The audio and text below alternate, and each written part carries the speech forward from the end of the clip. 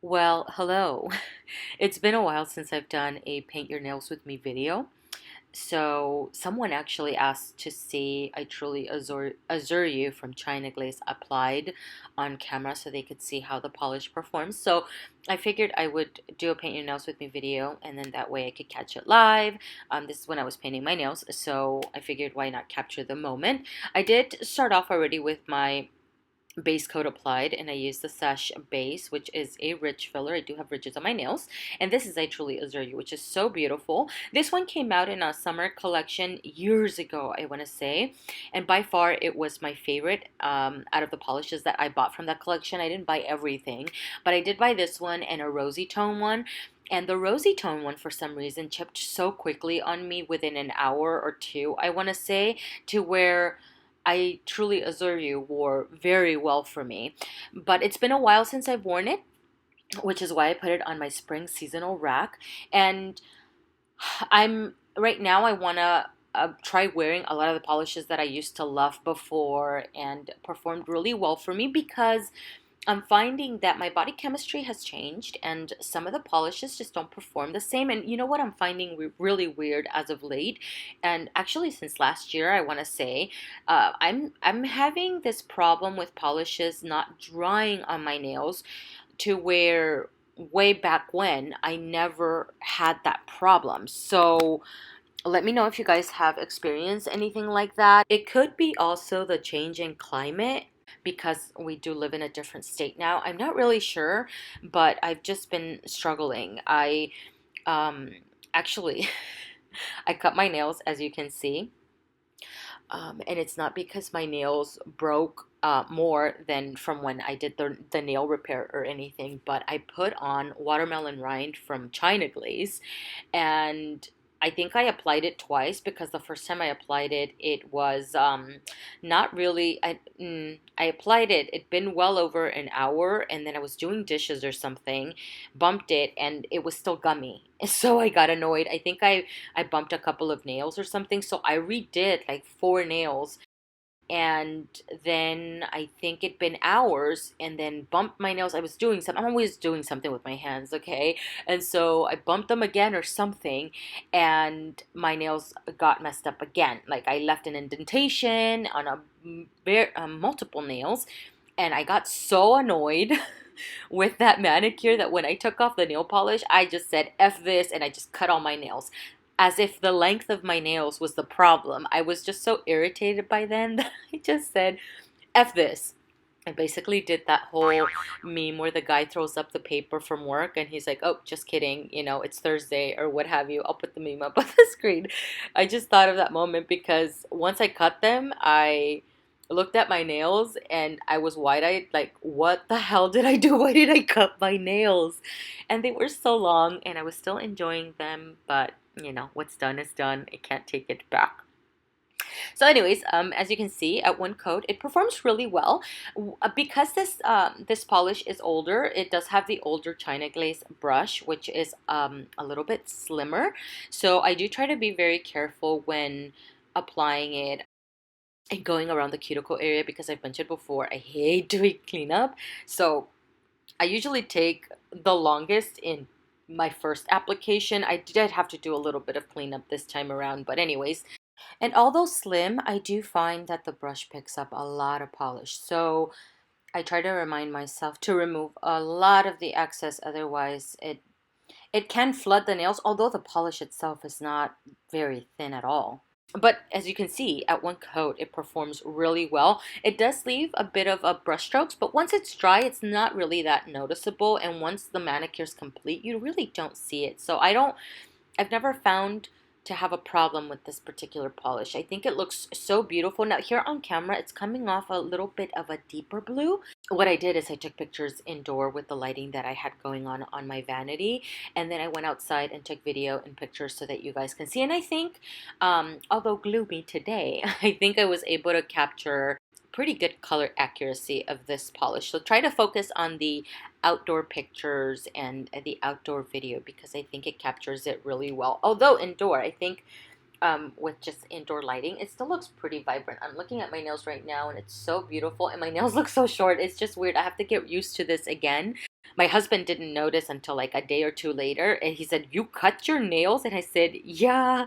And he said, "You should have told me. I could have asked for the last back scratch." And I said, "Really, that's what you care about?" I literally chopped my nails off. I'm really bummed out. And that's what he cared about, is his back scratches. He really likes his back scratches. Anyways, my nails right now are looking a little rough. I just worked on a project on my vanity, which I've briefly shared on my Instagram, by the way, that I painted my vanity desk. If you guys remember, I'll maybe link the video up in the corner here. I showed you guys a desk that I bought at a Salvation Army, and it had some hand-painted details, but it was very juvenile, and I was planning to paint it at some point. And I finally got to doing that like 8 months later. I have my desk set up and everything, my makeup out and just kind of stored away and all of that. What was the point of that? Oh yeah, because I was working on that. I broke a corner of my thumb on my left hand. And it didn't just break the corner, it literally took layers off into the nail. So I had to file it down a little bit more. So my nails are looking a little beat right now. They're looking a little bit rough.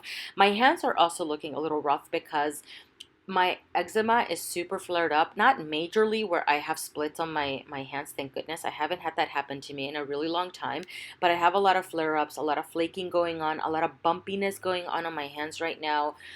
Which is super annoying. And I find that when the eczema flares up, my nails struggle quite a bit more also. They tend to become a little bit more brittle, and I get more splitting than usual. Right now I don't have too much splitting because I just filed my nails down, and they had been doing so well actually. When they were longer, they were, and before I had all the breaks and stuff like that, they were doing really well. I had managed to grow out a lot of the splitting going on, but I am finding right now that my nails are, and my cuticle area is just a little extra dry, and just some of the skin on my finger, like my index finger, just feels a little thicker, and it's just so annoying. And it's only going to get more humid here, which I know is only going to aggravate the eczema more. Totally looking forward to that. Not really, but I'm thinking, I don't know. I don't know if I want to go to a dermatologist. I haven't been to a dermatologist in a really long time because I don't like adding prescription lotions on my hands. I really don't like taking any kind of prescription, really. So I kind of just stick to my eczema relief and just put Vaseline or just unscented lotions usually on my hands. It's just I'm in a different climate because we did move to a different state, so my body is trying to adjust. Anyways, that's where we're at right now. So as you can see, I'm not even talking about the nail polish. At 2 coats, it gets fully opaque. I love this polish. I love this color. It's so beautiful. And I thought I would include a couple of clips of the cleanup. The brush that I'm using is from Maniology. I've had it for, I think I'm going on a year and a half. And in the last maybe 6 months, I found that nail polish at the tip of the brush seems to collect even though I'm cleaning the brush with acetone. It just, that area, almost like the bristles are melting or binding together, and so now it makes it a little bit more difficult for me to do cleanup. I have to be just a little bit more careful. So for that reason, it's not a brush that I would recommend because it's not a brush that I would repurchase myself. I had a brush actually from Up and Up, and it was only a couple of dollars. I think it was a concealer brush back when Target's brushes had the silver handle. And that brush I adored. I wish I would have bought backups of it because it was amazing. The bristles were short, they were firm, and the tip came to a rounded end. And right at the tip, it just slimmed up quite a bit, so it allowed me to get a very crisp line. And I just loved it. I didn't have to be too careful in risking in digging the brush into the nail polish I did want to remove. It was just amazing. I love it. So I'm thinking of actually trying the Twinkle Tea cleanup brushes. I hear those are really good, but I would probably go back to a rounded end brush instead of an angled brush. I don't know. I think maybe that just depends on what you prefer, basically. So here I'm just doing a little bit of cleanup. I do like to go up and under the nail with the brush because I feel like it makes the manicure look a little bit more polished. Sometimes polish gets caught right under that area. So I do like this brush. I don't want to make it seem like I don't. It's just, you know, it cost like I think $10-15 or so, and it didn't even last that long to where my Up and Up $2 brush lasted like a good 8 years, I want to say, before it fell apart. And that was with a lot of usage, guys. I used the crap out of that brush for sure. So sometimes when I get nail polish right underneath the cuticle, I do like pulling it back a little bit, and so that I can get in with the brush right in that area, because this brush, the end is a little bit more fat. It can make it a little bit trickier for me to just get under that area, and I don't want to dig into the rest of the nail. So anyways, you guys will have to let me know what your favorite brushes are. Leave your recommendations below, because I am looking for another cleanup brush. The Orly Polish All-in-One Ultimate Top Coat. This is new to me. It's not labeled as a fast-drying top coat, which is what I wanted. As you can see here, it's very thin, super watery, and it does leave the nails really glossy, but it's been maybe a couple of hours since I put it on, and it doesn't look like a glass gel manicure. So anyways, this is the kind of top coat that I like to go in with on days to come. Usually I like to start off with a thick glossy top coat like the I&M Out the Door. And then on days to come, if I so need to, go in with another top coat. I prefer going in with a much thinner top coat, just so that the manicure doesn't end up looking super thick. This one, although not labeled as a fast drying top coat, I did find, because it is so thin, I did find this to dry really quick, within 5 minutes or less.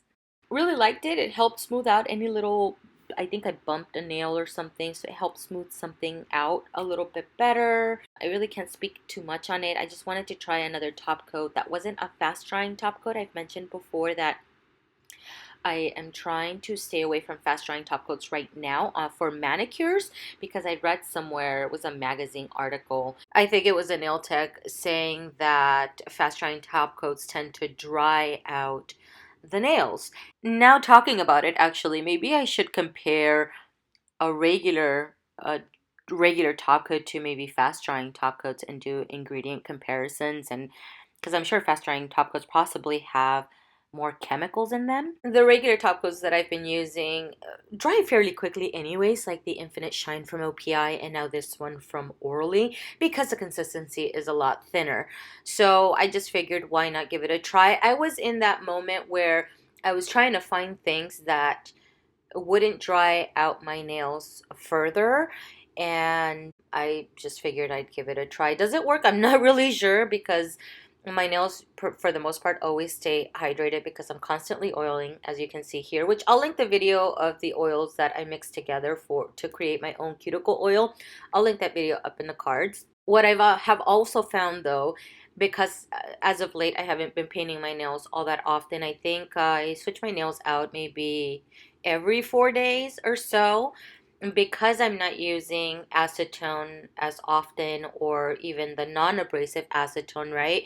I found that my nails were less dry because of that, which is why I've been leaving my manicures on a lot longer. I just found that when I was painting my nails every day or every couple of days or what have you, and the constant usage of acetone, that's a drying agent, you know, so it is to be expected to dry out your nails. So I was trying to eliminate that, basically.